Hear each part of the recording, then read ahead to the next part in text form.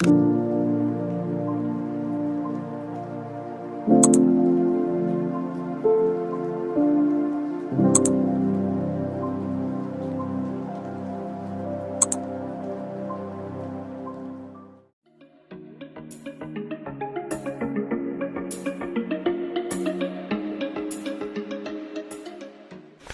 everyone, welcome back to my channel. I hope you all are doing good. So this video is gonna be another very productive study vlog.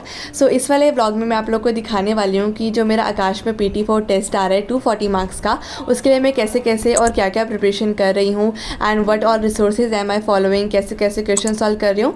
So each and every thing I will be showing you all. So without any further ado let's get started. So guys ये clips हैं 25 जुलाई Thursday की and इस दिन मेरा school था तो मेरे को स्कूल भी जाना था.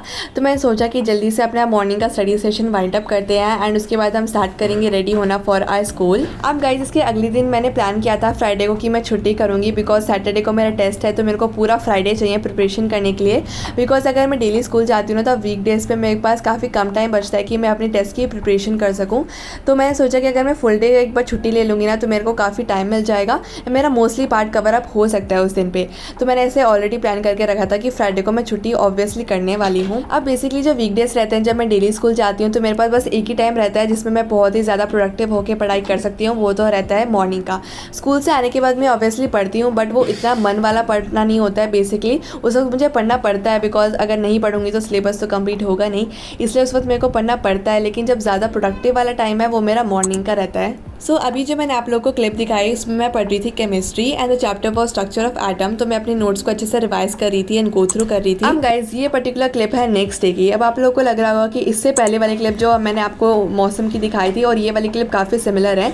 वो इसलिए क्योंकि इन दोनों दिन हमारा मौसम, मतलब हमारा नहीं, दिल्ली का मौसम एक जैसा ही था एंड ब्लैक क्लाउड्स आए हुए थे एंड मौसम काफ़ी अच्छा हो रखा था दोनों ही दिन पे. तो आप लोग को कोई डिफरेंस लग नहीं रहा होगा बट हाँ ये दोनों अलग अलग दिन की क्लिप्स हैं. एंड फाइनली मैंने जाके आज करी थी अपने स्कूल की छुट्टी. काफ़ी दिनों बाद मैंने अपने स्कूल से ऑफ लिया था.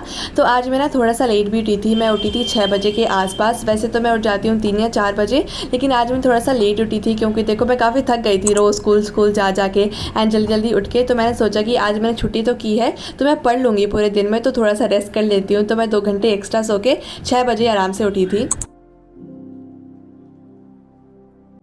अरे वाह क्या भुट्टा है भाई, एकदम मस्त काला जला हुआ टेस्टी नमक वाला. जल्दी जल्दी खा लेता हूँ वरना कोई देख ले. अरे नीचे गिर गया, कोई दिक्कत नहीं है. अरे भाई भाई भाई, आहा क्या बात है क्या बात है क्या बात है. हाँ अरे रे रे गिरने वाला गिरने वाला गिरने वाला. पकड़ लिया, कोई देख तो नहीं, अपने पास खींच लेता हूँ. हाँ मैं ही खाऊंगा अकेले, कितना टेस्टी भुट्टा है. अब नहीं गिरने दूंगा. वैसे तो मैं मम्मी से बच के आया था लेकिन मेरा ध्यान रखना पड़ेगा मम्मी देख ना ले. अरे यार देख लिया. आ रहा हूँ मम्मी, बस एक राउंड मार के आ रहा हूँ. बस आ गया, आगे वाली बिल्डिंग पे हो, पहुँच गया, बस पहुँच गया. सो थोड़ा सा कौवे का ड्रामा देखने के बाद मैं आ गई थी अंदर एंड मैंने फ्रेश वगैरह भी हो लिया था एंड साथ ही मैं चाय भी पी ली थी. देन मैं बैठ गई थी पढ़ने के लिए. तो यहाँ पे मैं पढ़ रही थी केमिस्ट्री. तो कल मैंने अपने नोट्स का ओवरव्यू लिया था, उनको अच्छे से समझ लिया था एंड आज मैं कर रही थी न्यूमेरिकल्स की प्रैक्टिस एंड मैंने साथ में नोटबुक खोली हुई है अपने फॉर्मूलेस वाली, जो कि मैंने आपको शॉर्ट वीडियो में दिखा दी थी. अब गाइस मैं अगर बिल्कुल सच बताऊँ ना तो इस वाले चैप्टर के न्यूमेरिकल्स मुझसे कभी कभी होते ही नहीं है. लाइक बड़ी मुश्किल से होते हैं कि 2-3 मेरे से हो गए, लेकिन बाकी तो मेरे को समझ ही नहीं आते कि करना क्या है actually. I am not talking about the theory part. अब थ्योरी पार्ट तो ऐसा है कि समझ के न्यूमेरिकल्स, मतलब न्यूमेरिकल बोल रही हूँ, क्वेश्चन सॉल्व कर दिया, ऑप्शन देखे एंड हमारे थ्योरी के बेस पे हमने देख लिया कि कौन सा ऑप्शन करेक्ट है.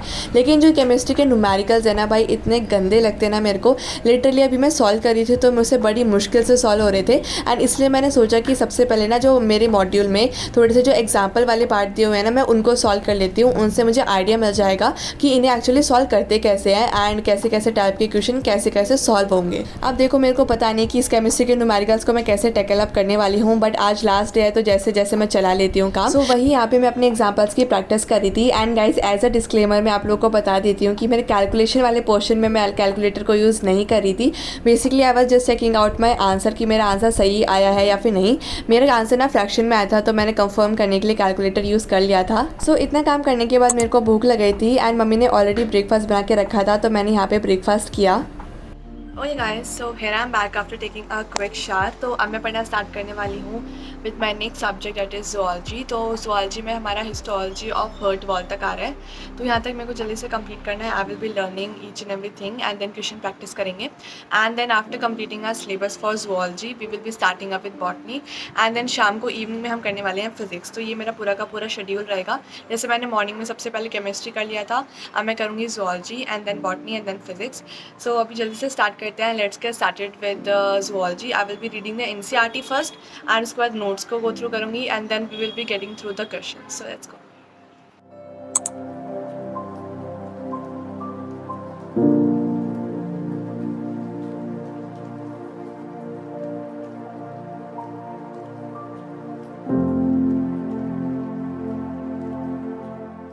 अब गाइज यहाँ पे मैं फाइनली स्टार्ट कर रही हूँ विद ज़ूलॉजी। तो ज़ूलॉजी का मेरा जो चैप्टर है बॉडी फ्लूइड्स एंड सर्कुलेशन, ये हमारा आ रहा है till histology of heart wall. Histology जो भी इसको कहते हैं, प्रोनाउंस करते हैं, मेरे को नहीं पता अभी। हिस्टोलॉजी ऑफ हर्ट वॉल तक हमारा आने वाला है ये वाला चैप्टर। तो मैंने सोचा कि मेरे जो नोट्स हैं ना, बेसिकली जो कोचिंग में लिखवाए हैं, वो लिटरली काफ़ी ज़्यादा लंबे हैं to be revised at this last moment. तो मैंने सोचा कि सबसे अच्छी जो चीज़ रहेगी वो है NCERT को अच्छे से डिटेल में पढ़ना। तो मैंने यहाँ पे ना NCERT में यहाँ पे रीड कर रही थी ताकि मेरे को सारे के सारे पॉइंट्स क्लियर हो जाएं। अब मैंने क्लास में काफ़ी ज़्यादा कॉन्सेंट्रेट होकर सुना था, तो मेरे को सारे पॉइंट्स अच्छे से क्लियर हो रहे थे।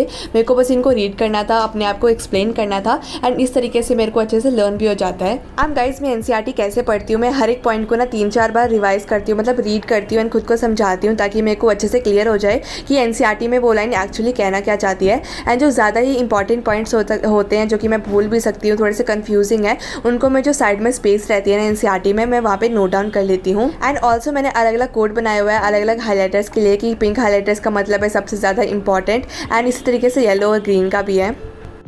ओके गाइस, तो अभी मेरा ये वाला चैप्टर जितना भी आने वाला है हमारा ज़ूलॉजी का, वो कंप्लीट हो चुका है मेरा।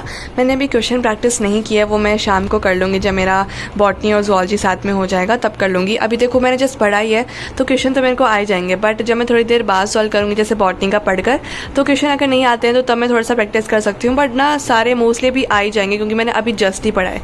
तो देखो मैंने यहाँ से ये वाला चैप्टर मैं आपको बता देती हूँ कि कहाँ तक आने वाला था हमारा। सो हमारा टिल है ना कार्डिक साइकिल तक आ रहा था। तो यहाँ तक मैंने पूरी NCERT को अच्छे से पढ़ लिया है, इंपॉर्टेंट पॉइंट्स को अंडरलाइन कर लिया है एंड मोस्टली जितना मुझसे हो सका मैंने अच्छे से लर्न भी कर लिया है। सो यहाँ पर मेरी ज़ूलॉजी होती है ख़त्म एंड अब मैं स्टार्ट करने वाली हूँ with botany. So yes, let's get started.